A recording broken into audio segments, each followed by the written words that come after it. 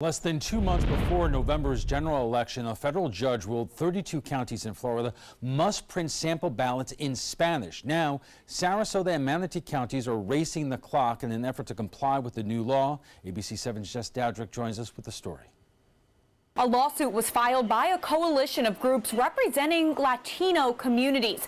In this upcoming general election, they wanted all ballots in the state of Florida to be printed in both English and Spanish. A federal judge ruled that time-wise, that was pretty much impossible, instead requiring the supervisors of elections for all of the counties in the state to print sample ballots in English and Spanish.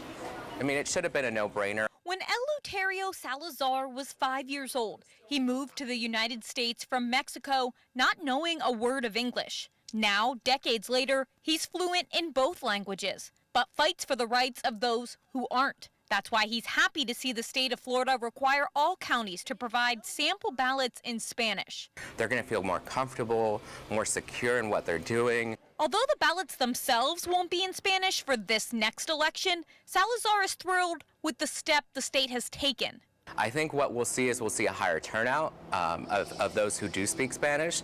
I think that you'll get a better understanding. They'll know what they're actually voting for and who they're voting for and maybe what they stand for. Not everyone is in support of making ballots bilingual. According to Rod Thompson, president of the Sarasota Republican Club, a majority of the Republican Party is against it. From a principled, conservative perspective, I think it's a terrible idea.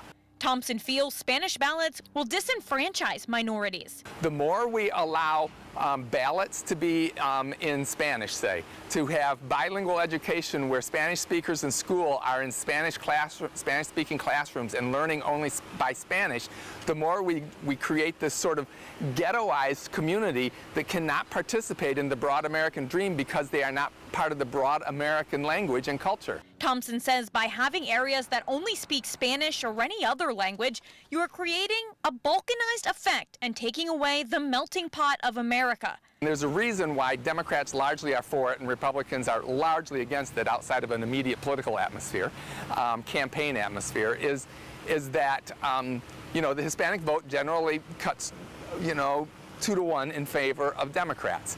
And so that is actually, however, probably even more exaggerated when the Hispanic vote is among people who only speak Spanish because they only have a couple of accesses to news. Telemundo, Univision, these are far leftist, news stations. Regardless of opinion, here's what Suncoast voters will notice in coming months. When we mail sample ballots to voters, all the voters that we mail the sample ballots to will have an English version and a Spanish version in the envelope that will come to them. Copies of those Spanish ballots will also be available at the polls. However, the ballots themselves will not be in Spanish. What will happen is Spanish language voters can use the Spanish language sample ballot to place as reference near the English version to transpose their ovals, because the layout will essentially be the same between the two ballots. Those will go out to voters in October.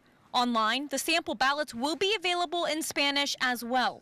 The judge felt that supervisors of elections wouldn't have the time to make the official ballots available in Spanish as well, being this close to the general election. We had to make some quick adjustments with our vendors and things as far as the sample ballots are concerned to try to reconfigure the layout and those sorts of things. In Sarasota, the sample Spanish ballots are already created. The supervisor of elections, Ron Turner, hired a translation company. Some things were provided to us by the state of Florida, like the constitutional amendments. They were already translated, but we did have to have the local ballot questions. We have 8 other local ballot questions. We had to have all of those translated into Spanish. Something to remember, vote-by-mail ballots are only in English.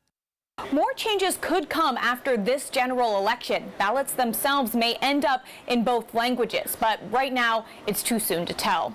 Jess Dowdrick, ABC 7, your Suncoast News.